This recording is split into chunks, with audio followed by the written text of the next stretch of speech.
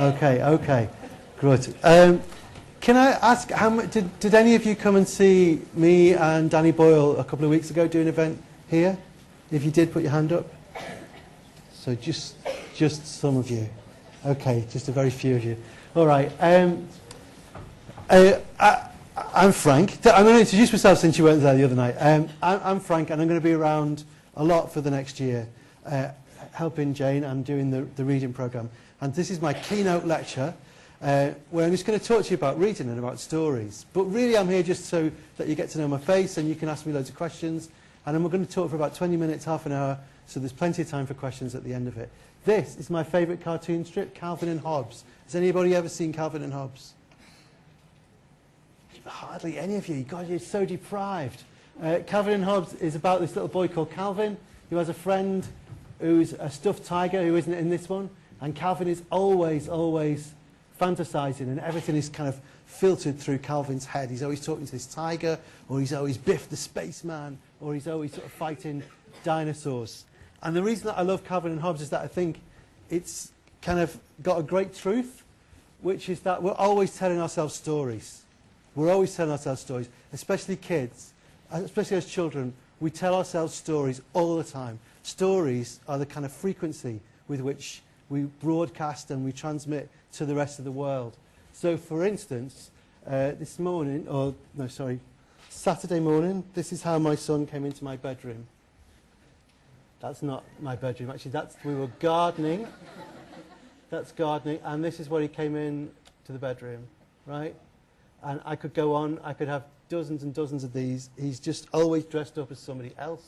He's always got a sword. He's always got a weapon. And he's always kind of broadcasting himself as a story. He's always a pirate, or he's a knight, or he's a reaver in that other picture, or whatever. We're always telling stories about ourselves. But we do it when we're growing up. I've got to take him down. He's too cute.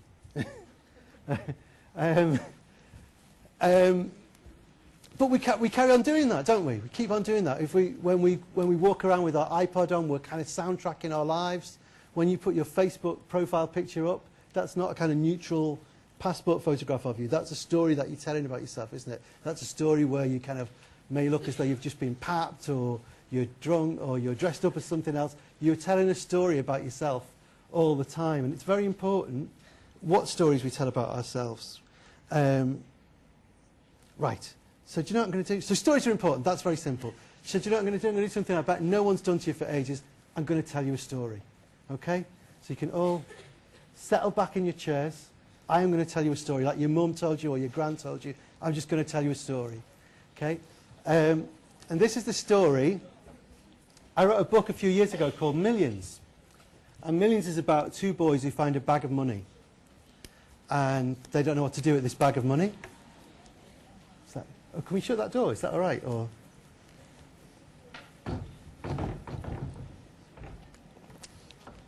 and the story of some people who find a bag of money is a very, very old story. The film of Millions was made by Danny Boyle, and he'd already made a film called Shallow Grave, and that's a film about some friends who find a bag of money, and they try to keep it secret, but they fall out with each other, and they end up killing each other. And before that, Danny had seen a great film called A Simple Plan. Has anyone seen Simple Plan? Billy Bob Thornton, two brothers find a bag of money. They try to keep it secret, but they fall out and they kill each other. Going back before that, there is a great Hollywood film and an amazing book called The Treasure of the Sierra Madre. And that's about three old men in the gold rush who find the ultimate gold mine. They find an amazing gold mine. And they try to keep it secret, but they fall out with each other and they kill each other, right? So it's getting, a pattern is emerging here, I feel. 500 years before that, Geoffrey Chaucer. Who knows who Geoffrey Chaucer was? Okay.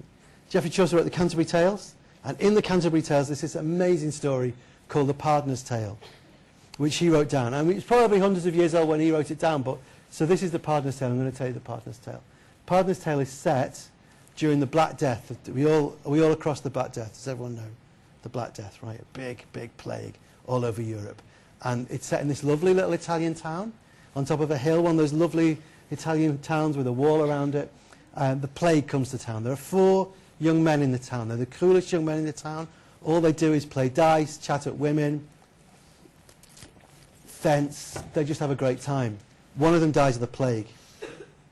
And the other three are distraught, right? They're just distraught. Now, if one of your friends died, I don't know what you do. Maybe you get a tattoo. Maybe you'd put some flowers where he fell. Maybe you'd go and comfort his mum. Maybe you'd think, what can we do to make, maybe I'll become a doctor and find the cure for the plague. But these are Italian boys in the Middle Ages. So they had a very specific idea of how to make themselves feel better, which was revenge. We'll just get revenge. We'll kill someone else and then we'll feel better about our friend dying. So they have a think about who to kill. And they decide that there's only one person that they're going to kill to get revenge on their dead friend, and that is death. We'll find death and we'll kill death, right? So this is the Middle Ages, okay. So is this a good plan? Is this story going to have a happy ending? Thank you. God, you're such a responsive audience. So they go looking for death. They go all over the town looking for death. They have a few drinks, they get their swords, they get their spears, they get their clubs, and they go rampaging all over the town looking for death. Do they find death? No, they don't find death. Very good. They don't find death. But they come to the edge of the town and they find a little old man. A very old man. And they think to themselves, because they've had a few, this man is very old. So obviously he's going to die quite soon. So we don't need to go looking for death. We can wait till death comes looking for this old man. And when death comes for this old man, we'll jump death. So in the meantime, we'll have a few more drinks. So they sit down and they have a few more drinks. And they watch the old man. And the old man sees them and goes, "What are you doing, boys?" And they go, "You're a very lucky old man, because you're very old, so you're going to die very soon. But when death comes to get you, we're going to jump death." And the old man says, "Well, thank you very much. That's brilliant. Thank you. But in fact, you don't need to wait, because I happen to know that death is coming to get me this afternoon. And right now, he is in the meadow having a nap." So they go, "Thank you very much, old man. You're very cooperative." And they run into the field. And this is Italy. It's Tuscany. It's the middle of the afternoon. The sun is blasting down on this meadow. And there's a big oak tree in the middle of the meadow. And just lying there in the shade of this oak tree, doing absolutely nothing, just lying in the cool shade of this oak tree, is a great big pile of money. A huge pile of gold coins. And the minute they see these gold coins, they forget about their friend, they forget about revenge, they forget about death, they forget about the plague. They've just got one thought in their heads, and that is, we are rich. We are rich. And they start to split the money up between the three of them. One for you, one for me, one for you. And man number 3 goes, "You know what? This is the best day of our lives. This is amazing. We're rich. We can marry who we want. We can travel where we want. We never have to work again. This is fantastic. I think we should have a little drink. I'll go and buy a bottle of wine." And man number 1 goes, "You would do that? You would go off and leave us here with the money? You would trust us not to run off with it, not to shortchange you, not to cheat you? You would go off and buy a bottle of wine and leave us with all this money?" That is so beautiful. I'm feeling that there. That makes me cry. I love you. You're my best friend. And man number 3 goes, "Don't even worry about it. I'll go and get a bottle of wine." And off he goes to get the bottle of wine. And all the time that he's going, man number 1 is going, "I'm feeling that. I love you." And man number 3 is going, "Don't even worry about it." As soon as he's out of earshot, he's going, "What an idiot. What an idiot. There's 2 of us, there's 1 of him. When he comes back, we'll drop him, and we'll split the money 2 ways. Instead of being rich, we'll be very rich." And man number 3 is going, "Don't even worry about it. I'll be back.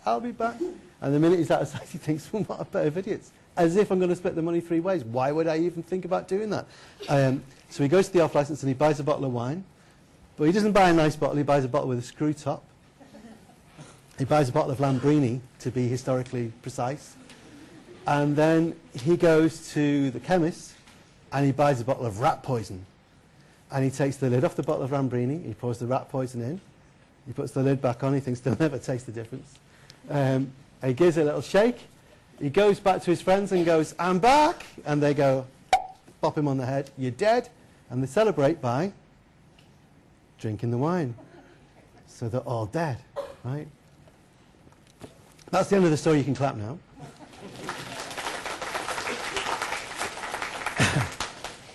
That story's about 500 years old. It's part of a huge genre of medieval stories about how you can't cheat death. I could keep you here all afternoon telling you stories about this. But it's a really, really old story. And throughout the last 500 years, the half a millennium, people have been doing different versions of that story. They've done it, as I said to you before, with gold miners. Pulp Fiction's a version of that story. No, not Pulp Fiction. Reservoir Dogs is a version of that story. The Heist Gone Wrong. All Heist Gone Wrong stories are based on that story. You know, you try to keep it secret, you all fall out, you kill each other. There's gangster versions, there's versions about gold miners, there's versions about drug dealers. And my thing in 2004, when I thought I'd carry this story around with me for years, I was told this story in year 6, I can still see the person who told me that story. I had the idea of what would happen if you told that story with children. And in 500 years, no one had thought of that. So it suddenly became a completely new story. So whoever told me that story gave me this enormous gift, and it stayed with me a long time. And it became this became my career, in fact. So the stories are important, and stories are alive, and stories are durable. They last all that time. If you think of what's come and gone in the last 500 years, empires have risen and fallen, but that story is still alive, and that story can still be changed, and that story can still grow. So stories are really important. But it's very important, and I was talking to you about Calvin and about my son and the stories that we believe about ourselves. But because stories are really potent, you've got to choose the right story. You can be trapped in the wrong story, right? Because we all tell stories. How we relate to the world is through stories. So this morning, for instance, if you turn the news on this morning, Israel is shelling Palestine, right? Because the people there are trapped in this narrative about who owns this land that goes back 4,000 years to stories about who dug a well where when, right? And because we believe those stories, perfectly decent people who would never hit someone in the pub feel it's all right to send mortar bombs and missiles into each other's communities and kill each other. That's how strong a thing a story is. One of the most vivid instances of this, because we're in Liverpool, that I can think of is Hillsborough. Like, whatever else happened on that day, my most vivid memory of that day, and I know you're all too young mostly to remember it happening, but you know what I'm talking about. My most vivid image of that day is a line of very fit young policemen standing across the middle of that pitch, looking, you know, how was that, 50 yards? 50 yards away, this terrible disaster is unfolding, completely incapable of even seeing it, because they were completely trapped in a story about football hooliganism and pitch invasion and what Scousers are like and all that stuff. Completely trapped in that story. So literally could not see what was happening in front of them. So it's really important that we choose the right story, that we know that we're using a story, what story, and that we have a range of stories to tell. So I'm going to show you a clip from a film. Now, this is a film I made a long time ago, which is sort of about this business of being trapped in stories. This is a film called Welcome to Sarajevo, which is long before you were all born. Long before you were all born, there was a war in the Balkans. And a feature of that war was ethnic cleansing, which was that people who were in, you know, what had been quite a multicultural state was suddenly being separated into were Serbs, were Croats, were Macedonians, were Bosnians, were Muslims, were Christians, and suddenly they were all separating each other out. And in the bit that I'm going to show you is an incident whereby Sarajevo, which is the city, had been under siege from Serb forces, and they'd been lobbing bombs, as I'm talking about, into an orphanage. And I won't go into all the details, but basically a truce was negotiated just for half a day, in which the very, very youngest kids from those orphanage were allowed out of the city. And they were actually taken to Split. And this is my film of an incident that happened on the coach journey. So I'll just let you watch that.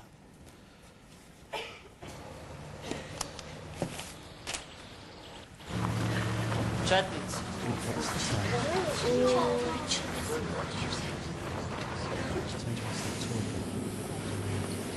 Yes, so it's 10 minutes. Got documentation here from the people in Pali? Pali, eh? Yeah, that's right. What's the card? It's the official seal. Yeah, come on, everyone. Sa ovdje piše. Yes, it's all information to go through all the different territories. All that'll be fine.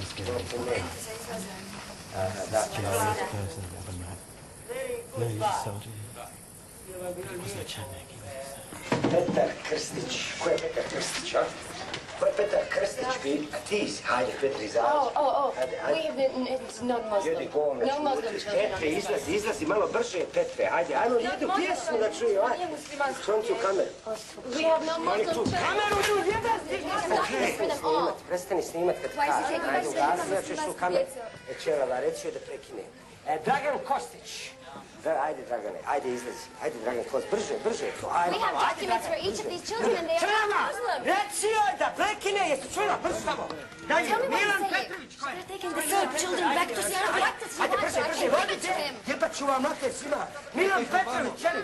Niko, Milan Petrović, ajde, Milan, ajde. Yeah, tell him now that we have papers on the ground. Brzo, svima još. Each and every child, but Maja documenta. No, she's English. She's English. Jebema mater svima! Sad ću vas pribiti ovdje! Jebema!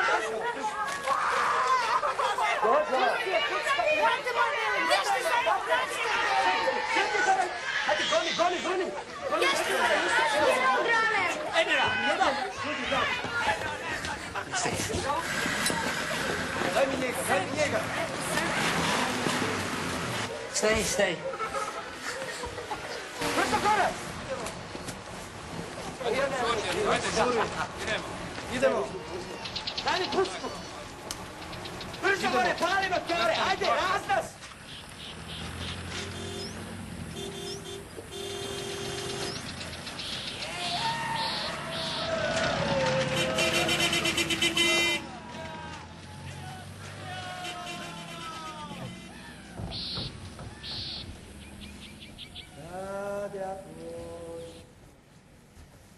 So I don't know if you can follow what happened there, but basically the kids were of all different nationalities and they were taken out of the orphanage to this refuge. And on the way they were ambushed by Chetniks who were Serbia regulars who took off any Serbian children, any kids of Serbian ethnicity, and took them back. Because they thought the most important story was what nationality you are. And those kids were mostly brought up in big institutions.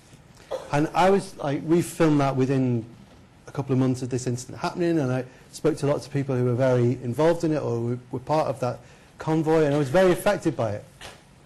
So a couple of years later I kind of tried to follow that up. I was very interested in children who'd been taken away and in wartime, because it's a feature of what happened in the Second World War as well.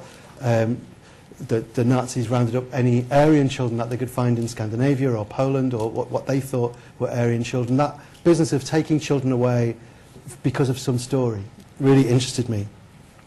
So I went to speak to a few people who'd been involved in similar things. I met a girl, an amazing girl, called Mariella, who was in her late teens by this stage. And she'd been involved in something, not quite the same thing, but a very similar incident. She'd been taken away as a child and brought up in a big institution. And she is now a UN ambassador for refugees, but she was already very affable, very successful, very articulate, an incredibly impressive girl. And I was talking to her about this generally, and then when I'd finished interviewing her, I said, can I just ask you a question? How you were brought up in this big regimented institution. You were brought up in this very loveless place. You were brought up in this very stern environment. How did you know that this wasn't right? Because it was all-consuming, you know. They controlled everything. How did you know that this wasn't, that you deserved more than this? How did you know that this wasn't what life was like? How did you know that life should be better than this? And she said, I read a book. And I said, oh, right. This was the big moment in my life. Okay, sharing this with you.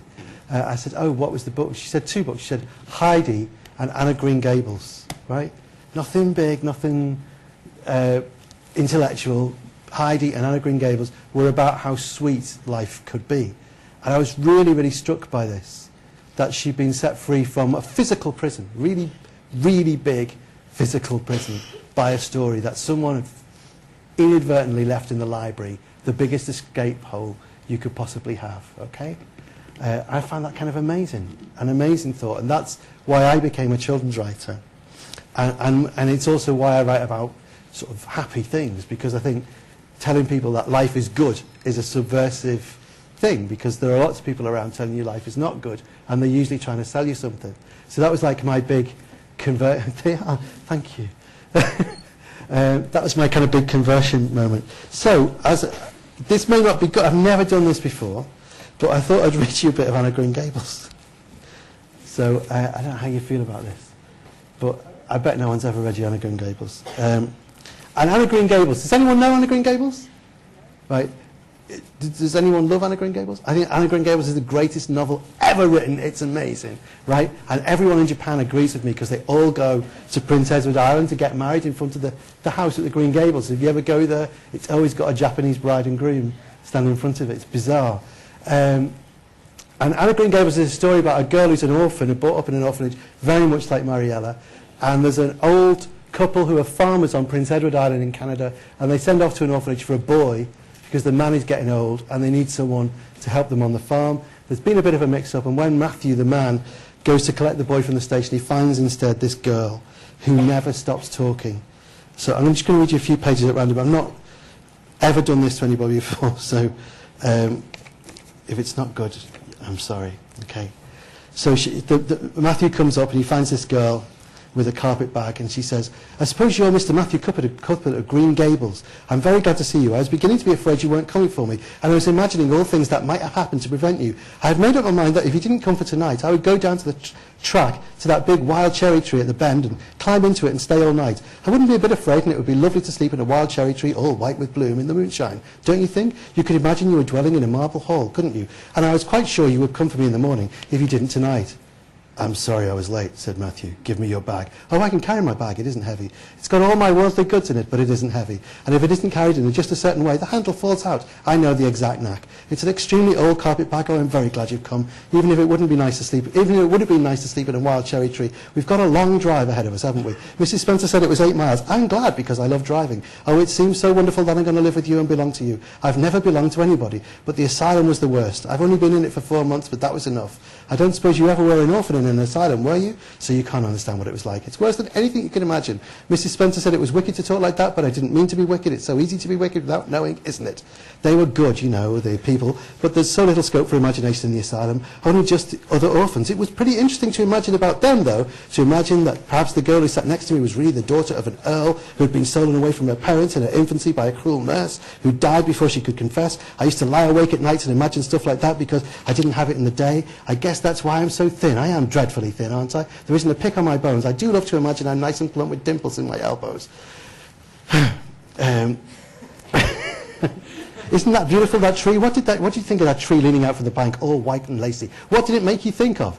"Well," said Matthew, "I don't know." "Well, a bride, of course. A bride all covered in white with a lovely misty veil. I've never seen one, but I imagine that's what a bride would look like. I don't ever expect to be a bride myself. I'm so homely, nobody will ever want to marry me, unless it's a foreign missionary. I suppose foreign missionaries might not be very particular, but I do hope that someday I shall have a white dress. That is my highest ideal of earthly bliss. I just love pretty clothes. I've never had a pretty dress in all my life, and then but I always imagine that I'm dressed gorgeously." Right, so it just goes on like that forever. Right, and that's a story about a little girl who has got nothing in the world. This goes on forever, right? Who's completely invulnerable because she has this massive fund of stories to draw on. And one thing that I think is important to say about Anna Green Gables is that it's a book, right? And books are written by people like Anne, right? I've worked in films all my life, I've worked in telly all my life, I did the Olympic Games opening ceremony, all kinds of things. I love all these things. But all those things are produced by one kind of person. They're produced by people like me, people who are incredibly self-confident, chatty, garrulous, gregarious, well-adjusted, basically happy people, and who can take a lot of knocks. Books can be written by anybody. Some of the most important books in history were written by prisoners. A lot of the most important books in history were written by slaves. A lot of books are written by people who are completely psychotic and can't talk to other people. All the voices in books, you get all the voices in books. In films and telly, you only get one kind of person talking. But in books, you can hear all those different voices. You can hear Anne's voice in books. So only in books, only books can help you kind of break out of the prison of the present. I've talked too much. I'm going to stop talking and let you ask questions. Is that okay? So who's going to ask me a question? Please ask me a question.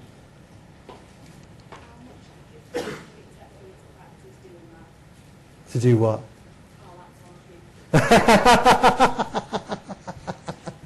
That's a great question. It's just adrenaline and nerves, because you make me so nervous. You have no idea how nervous I am.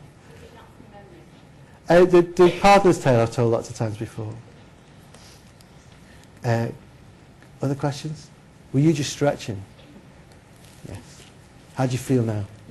Okay, good. Does anyone else want to stretch? We could do a little aerobics thing. Go on. Say again? Don't you feel more relaxed the more you do it, the more you speak? Yeah, I've got that kind of feeling now of a bit, how's it gone? This is I didn't expect the question to be this personal, to be honest. It's just treasury, if that's going to come up.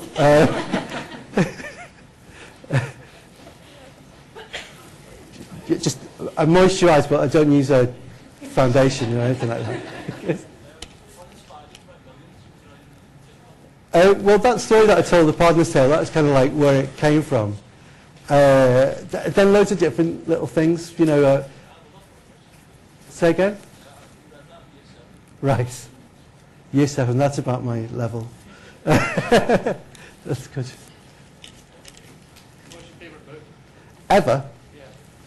Yeah. That changes all the time. But I genuinely love Anna Green Gables. I think it's an awe-inspiringly brilliant book. What's yours? Probably Clansmen of Gore. Clansmen of Gore. What's that? It's written by John Norman, 1969. Right. And what kind of book is that? Action, sci-fi, fantasy, I suppose. Right. Okay. Good. I loved a book called The Wizard of Earthsea. Have you ever read that? But The Wizard of Earthsea by Ursula Le Guin. Have you come across that? Amazing book. Other questions?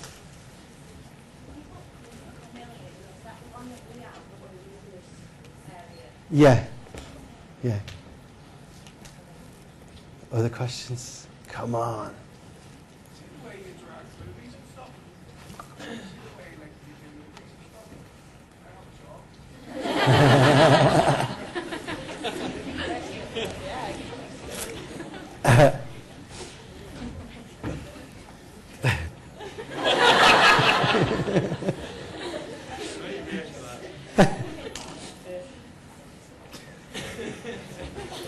Next. Right,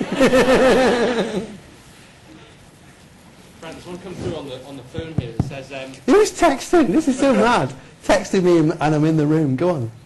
it says, do you think a lot of children's stories are oversimplified? No. Children's stories are fantastically rich and they're much more complicated than grown-up stories, I think, because they can contain contradictions and, yeah. Any more questions? Come on. How to turn an idea into a reality? Oh, that's a massive question. Are you talking about a book, or are you talking about like the Olympics opening ceremony, or If you've got an idea and you're stuck with it and you want to to write something? Did you know the big? It's taken me till now to learn this. It's just that chipping away at it every day. The thing is that when you first have an idea, it always seems like, wow, it's so in front of you that you feel as though you can just reach out and pluck it and it won't take any time. But the fact is, it always takes ages. So my life is permanently chaotic because I've only just learnt that. Because I'll have an idea and I'll go, I've had this brilliant idea, I'll give it you next week, and it's actually going to take a year. But I've got no ability to kind of estimate how long something takes. Chipping away is the thing. With the Olympics opening ceremony, we worked 3 years on that, so that's not. Having said which, I've got a film that comes out next year called The Railway Man with Colin Firth and Nicole Kidman, and that took 15 years for me to get made. So, you know, putting aside enough time, I think, is the answer. Any more questions? That film is called Welcome to Sarajevo. How are we for time? It's 10 past. 10 past. I've got a question for you. Go on. Did someone teach you to be so good at telling stories, or do you think it's just something that you were, always had, or? No, I mean, I've never had a proper job, so just a lot of practice, I think, is the thing, and a lot of listening. Any more? Shall I read you something else? This is from a book called, this is from a book that I wrote especially for Jane here at the front. And the book is called The Unforgotten Coat, and I wrote it especially for the Reader Organisation. And last week, is it last week?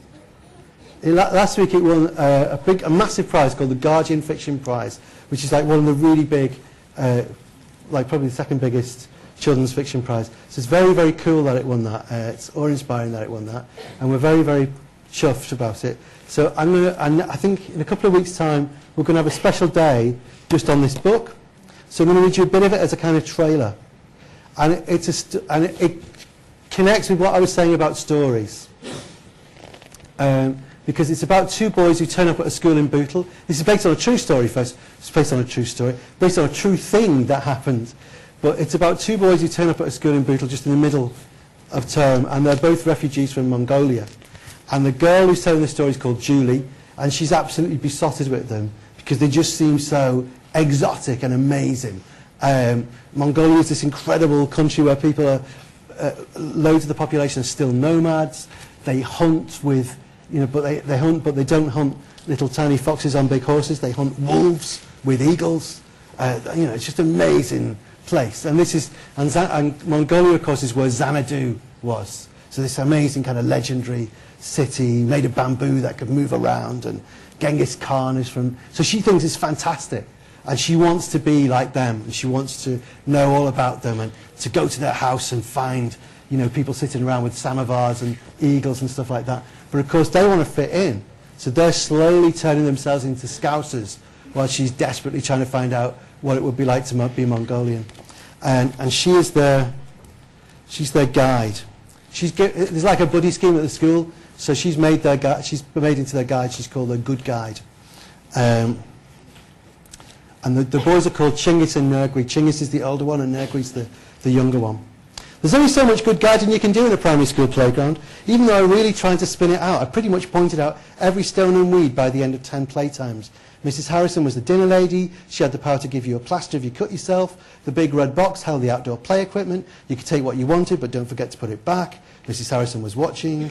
The numbers and squares painted on the floor were for playing hopscotch, which no one did because no one knew how.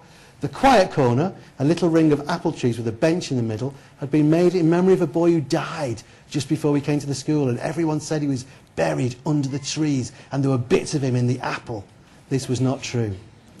Until Chingis game, I mostly spent playtime with Mimi, walking up and down next to the railings, talking about the inevitable future success of our imaginary girl group, the Surfing Eskimos. Until I took on the good guide duties, I had no idea there was a little tribe of sad year fives who more or less lived in the clump of trees that had been planted to hide the bins and spent their time playing on their DSs and avoiding Shocky. I had no idea that Mrs. Harrison spoke French because she came from the Congo. I had no idea there were frogs in the big clump of nettles between the playground and the car park. I did not even know there were hula hoops in the play box. Chingis took out a hula hoop and asked me what it was. I put it over my head and tried to spin it round, but it just clattered to the floor. "Oh," he said, "a hula hoop, you do like this." He took it off, dropped it over his head, and barely moving his hips made it spin like a blender.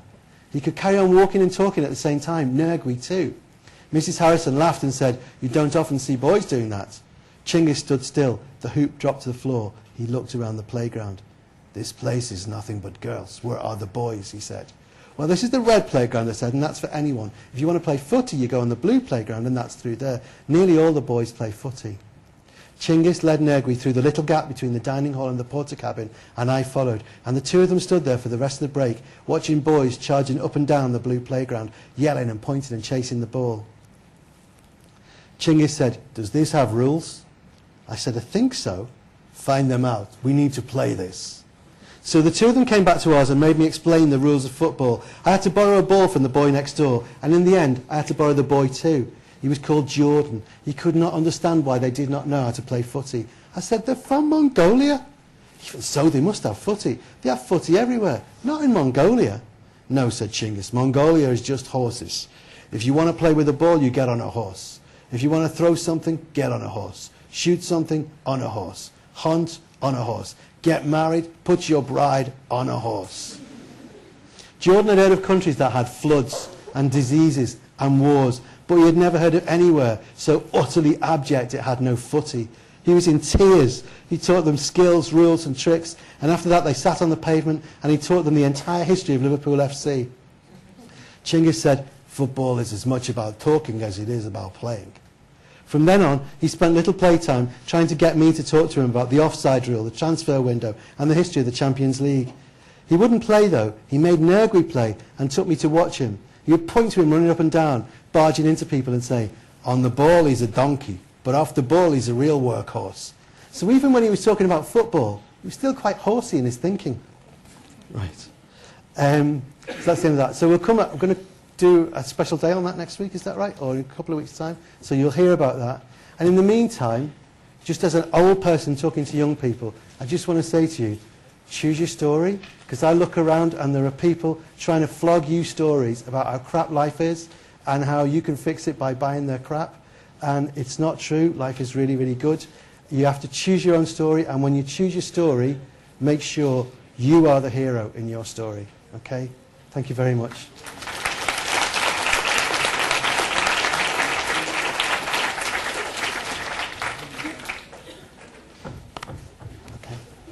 Can I have my... is that in here? Thank you.